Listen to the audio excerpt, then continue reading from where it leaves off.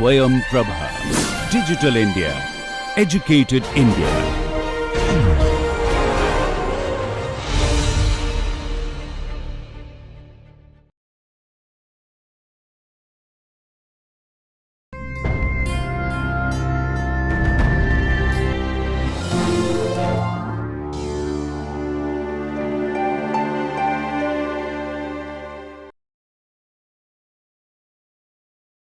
Hello everybody. In this session, the fifth lesson for the week, we will be looking at the ideas of the self and imagination as part of the backgrounds to the study of the English Romantics. Individualism, as is now well known, is the key theme in all English Romantics, particularly in the case of Wordsworth. Proceeding from political and philosophical ideas about the rights of individuals, English Romanticism built upon an entire creed of individual intelligence, individual cognition, individual responses and individual consciousness to context and events.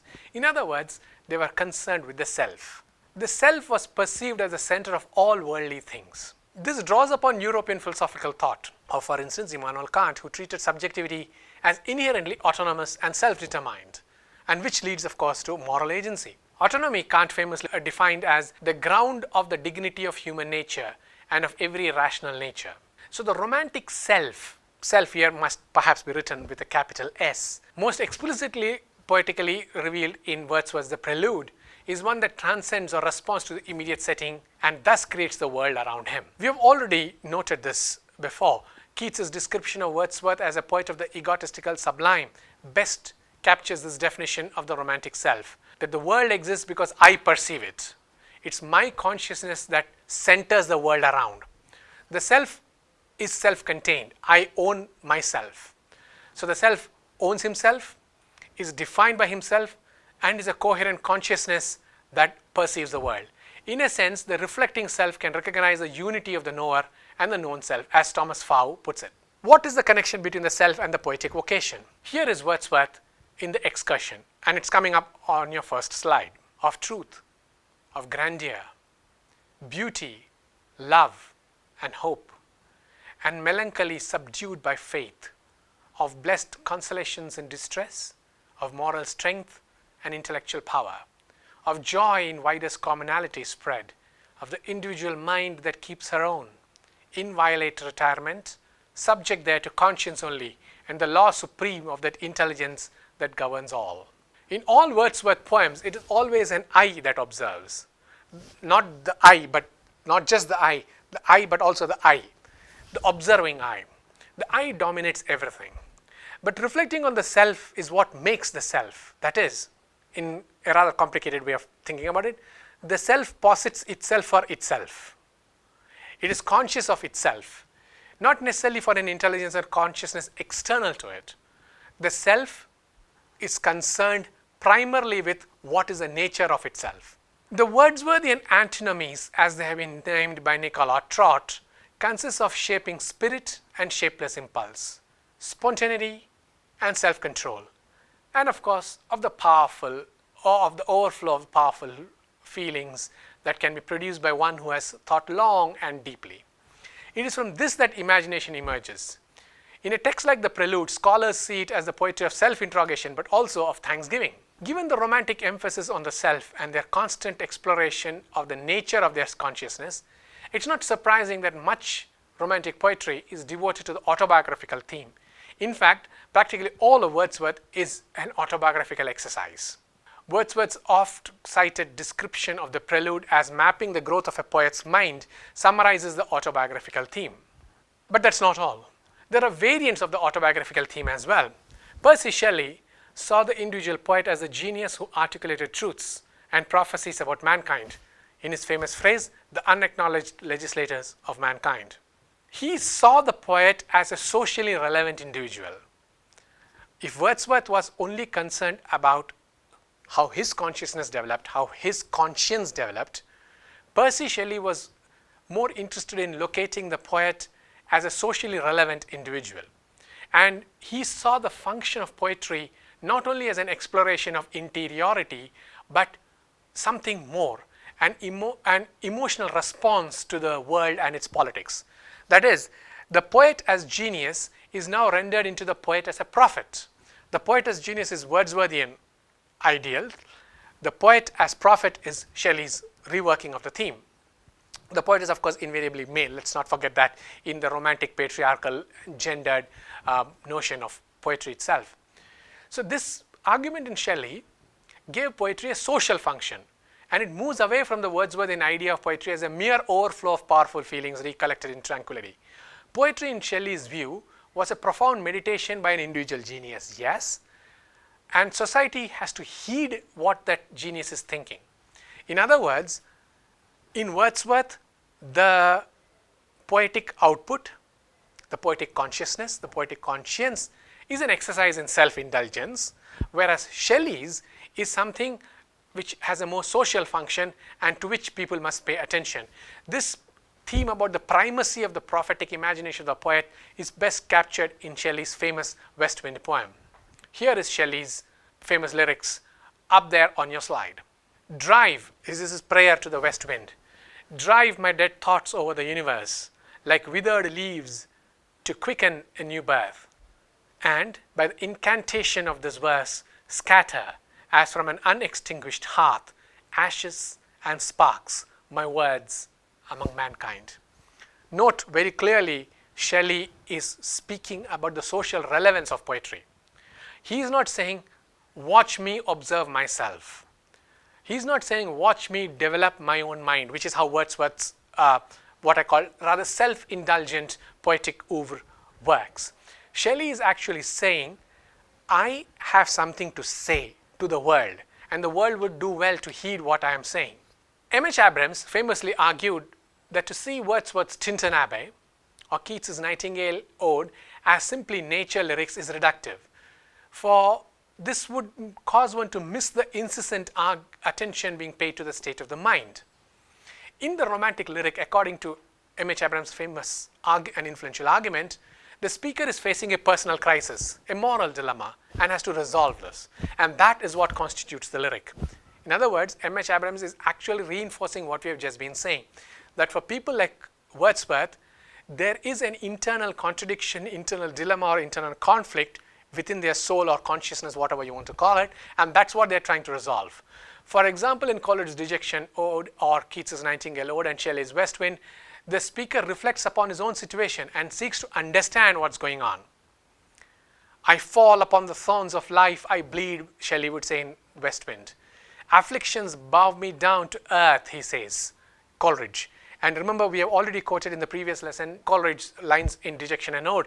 One cannot hope from outward forms to win the passion and the life whose fountains are within. So M.H. Abrams is actually saying that the English Romantic writers were primarily concerned with conflicts internal to them, internal to their consciousness, to their conscience, to their moral dilemmas. If that was the idea of the self, let's now turn to the other key component of the English Romantics, imagination. Here is William Blake writing in Auguries of Innocence, coming up on your slide. Blake's Auguries of Innocence, longish poem, but this is the preliminary 4 lines. These 4 lines could very well be the manifesto for a theory of the imagination among the English Romantics. To see the world, the entire universe in just a grain, the heavens in just a flower, and to have the palm of your hand encompass the universe and the entire time frame, temporality in an hour is something that demands an extraordinary act of imagination. Blake is not speaking of the world as a grain of sand. No, he is referring to the perception of the worlds in a grain of sand. He is referring to the ability to imagine in a grain of sand an entire infinite universe and eternity. In other words, Blake is saying your perception, your consciousness, your imagination can build worlds. They can build worlds in everyday objects such as sand or flowers. This leads us to the most frequently used term in the English Romantics, imagination. The Romantics treated imagination alongside poetic genius as the very opposite of rationality. And imagination was an active, dynamic process. It perceived nature and constructed the reality of the world, as Blake would state in A Vision of the Last Judgment. Coming up on your slide, Blake, A Vision of the Last Judgment. This is what he says. I assert for myself that I do not behold the outward creation, and that to me it is hindrance and not action. It is as the dirt upon my feet, no part of me. What, it will be questioned, when the sun rises, do you not see a round disk of fire somewhat like a guinea? And Blake says, oh no, no, I see an innumerable company of the heavenly host crying, holy, holy, holy is the Lord God Almighty. I question not my corporeal or vegetative eye any more than I would question a window concerning a sight. I look through it and not with it. Blake again on the imagination. What Blake is saying here is that there is no outward reality. What reality exists is created through the act of perception, through the act of imagination. The above lines quoted is a forceful statement. It's a powerful statement of the validity of inner vision, of imagination, which creates the world. Blake in fact called the world of imagination the world of eternity. Shelley echoes Blake when in his famous defense of poetry he would say, quote, all things exist as they are perceived, at least in relation to the percipient. Poetry compels us to feel that which we perceive and to imagine that which we know. It creates anew the universe, end quote.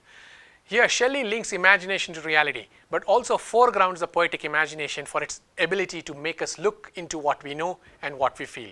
So imagination is not just about making a connection to reality, but makes us look into ourselves. What is it we see? How do we see it? What does that mean? Remember in a previous session we spoke about the self for itself. That's basically what an imagination also does. Imagination is the mind observing impressions of the world, but also the mind observing itself. Coleridge would speak about this when he spoke about an intellectual intuition, that sounds like an oxymoron, that enables the mind to synthesize the world's contrasts into an organic whole. That is, you are able to contrast all the differences and merge them into an organic whole. He coined the term SM-plastic to refer to this kind of unity, as you know, and that's his famous definition in Biographia Literaria coming up on your next slide. This is Coleridge, Biographia Literaria, definitions of the imagination. It's a very influential one, as we all know. The imagination, he says, is either primary or secondary. The primary imagination is a living power and agent of all human perception. It's a repetition in the finite mind of the eternal act of creation in the infinite I am. But the secondary imagination I consider as an echo of the former, coexisting with the conscious will, identical with the primary in its kind of agency, differing only in degree and in the mode of operation. And then comes his famous definition about the secondary imagination. It dissolves, diffuses, dissipates in order to recreate. Or where this process is rendered impossible, yet still at all events it struggles to idealize. It's essentially vital even as all objects are essentially fixed and dead. This to idealize and to unify, in Coleridge's phrase of the opposites, is central to the dynamics of the imagination in the English Romantics.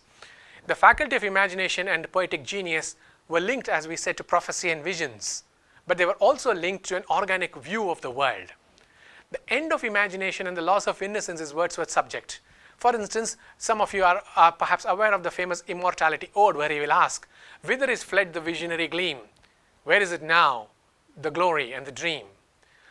Blake, Wordsworth and others wrote about visionary poems, where the images and ideas that came to the poet in the midst of a trance or a dreamlike state were recorded.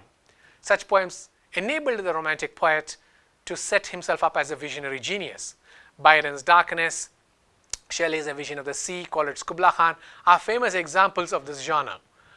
They are also, of course, sometimes fragment poems. People have written studies of the romantic fragment poem because, as the Kubla Khan subtitle says, a vision in fragments. It's not always sustained. So what do we have here by way of a recap? There are two principal components that influence practically all romantic writing: the idea of the self and the idea of the imagination. The self, as we have seen, varies. In Wordsworth, it's a rather self-indulgent one. The eye turned upon oneself, where the observing eye, the perceptual self, is at the center of the universe, and the world exists for the observing eye to watch and perceive. But for people like Shelley, the poetic self was not just an observing self. It was a prophetic voice, and Shelley's Ode to the West Wind, as a case in point, would insist that the world pay attention to the poet, the unacknowledged legislator of mankind, as he would famously put it. For people like Blake, imagination was central because imagination determined what one understood as the real itself. For people like Blake, imagination was your access to reality. For people like Coleridge, who were attempting to theorize imagination, imagination was what enabled you, secondary imagination in Coleridge, to unify and idealize, to bring disparate things together. As we have seen, Coleridge would say, to dissolve, to diffuse, to dissipate, but to recreate. So it's not just a question of perceiving things. To be able to see unity in the world was central to the imagination. These two key concepts will work across the entire range of the English Romantics. Thank you.